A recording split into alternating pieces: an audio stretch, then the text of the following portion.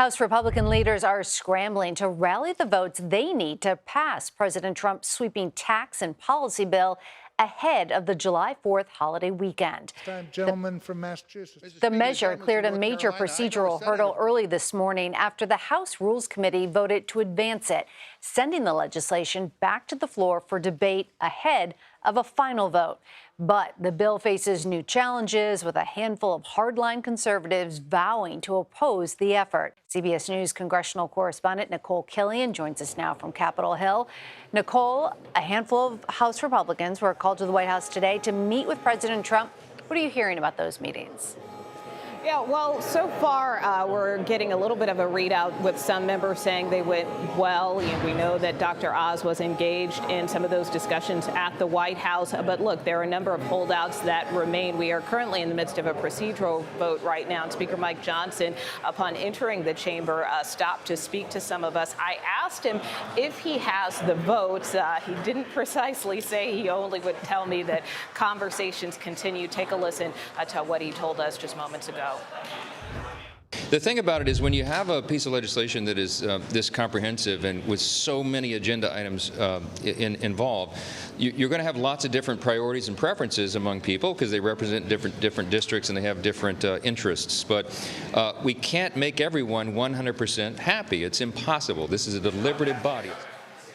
So again, not only conversations happening at the White House, but also here on Capitol Hill with the Speaker meeting with members of the House Freedom Caucus. Of course, and many of their members have expressed some concerns about the bill. In fact, the chair of the Freedom Caucus, Andy Harris, when he entered the chamber a little while ago, he reiterated to us that he was a no on this bill. And so, the Speaker was kind of responding to my question there because I asked him how those meetings are going, considering so far it seems like some of those members aren't moving. And so as you heard him there say, look, these conversations are continuing. We can't make everyone happy. But at the same time, he also acknowledged that he feels good about the direction that things are headed. So there is still some optimism on the part of GOP leadership that they can try to clear this package before that July 4th deadline. Well, that's what I was just going to ask you. It is July 2nd. The clock is ticking. So there is some optimism that they will get there before the deadline. Well, that's certainly the hope. I mean, look, we saw a lot of starts and stops in this entire process. And, this is just how the sausage making works. Earlier this week with the Senate, we saw at times where things seemed to be moving really quickly. And then all of a sudden, boom, they ended up voting. So I expect kind of a similar cadence here in the House. But right now, that's why this procedural vote is so critical, because it will give us an indication kind of where members stand on this, whether or not there is the momentum and the votes there to move this package forward, considering that the Senate made some significant changes to the bill from what the House sent over. But again, House leaders continue to insist that the bulk of their framework remains intact. So that's why they are hoping members will choose to move forward with this.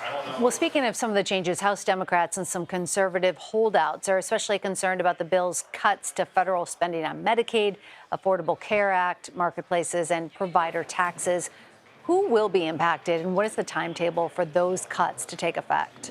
Yeah, well, it is pretty complicated. I mean, look, in terms of this issue of provider taxes, what I can say is that, they are used as a funding mechanism for states in terms of their Medicaid programs. And so basically, the House version of the bill kind of left them untouched. But over in the Senate, they lowered the cap, or the percentage that states can charge providers, healthcare providers, hospitals. And so that is where the sticking point was with a lot of members, because many felt that that was going to result in lower revenues and potential cuts for states as far as their Medicaid funding, but also that it could hurt rural hospitals. And so that's why we saw in that Senate bill, they added a fund to help rural hospitals to the tune of some $50 billion, Meg. All right, Nikole Killion on the Hill for us. Thank you. We want to bring in CBS News Chief White House correspondent Nancy Cortez. Nancy, nice to see you. We just heard from Nikole about those talks between lawmakers and the White House. Do we know how President Trump is approaching these discussions? Yes, he is engaging both with more moderate members, Meg, who have concerns about the impact of this bill on Medicaid, particularly the version that was passed in the Senate. They fear that it will be difficult for states to pay for their portion of Medicaid coverage. And then he's talking to conservatives who don't like the fact that the Senate version adds even more to the debt than the House version did. And he's bringing in reinforcements, as you heard from Nikole. He's got the head of the Centers for Medicare and Medicaid, Dr. Oz, in the meetings with him, trying to sort of address some of the fears and concerns that Republican lawmakers have about what would happen to Medicaid in their states. Reassuring them that there will be federal funds, a pot of federal funds that can be used if there is a shortfall in their state.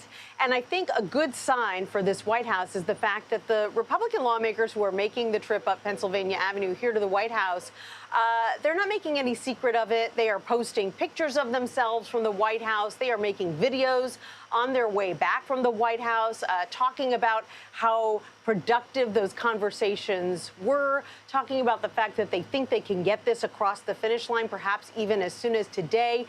So you don't get the sense that at least the lawmakers who are meeting with the president are dug in and not unwilling to compromise. They are sending signals that they are actively working with and talking to this White House in the hopes that they can get to yes on this bill. Nancy, the Senate and House have made some changes to the legislation. Any idea if Trump would sign off on them? You know, so far, when we have asked about specific provisions in the bill, the White House tends to take a step back and say, we're not going to weigh in on this particular provision or that particular provision. We support the bill. The president's position, when he gets asked, tends to be, you know, maybe the bill isn't perfect, but you got to support it. You got to get on board. So every indication that we have is that whatever House and Senate Republican leaders come up with that can get the votes, that's what the president is going to support, because what he cares the most about in this bill is the fact that it extends the Trump tax cuts, that it provides more funding for border security, and he's really not sweating any of the other details, any of the other provisions that come and go based on the desire to bring any particular lawmaker on board. All right. Nancy Cordes at the White House for us. Thank you so much. You're welcome.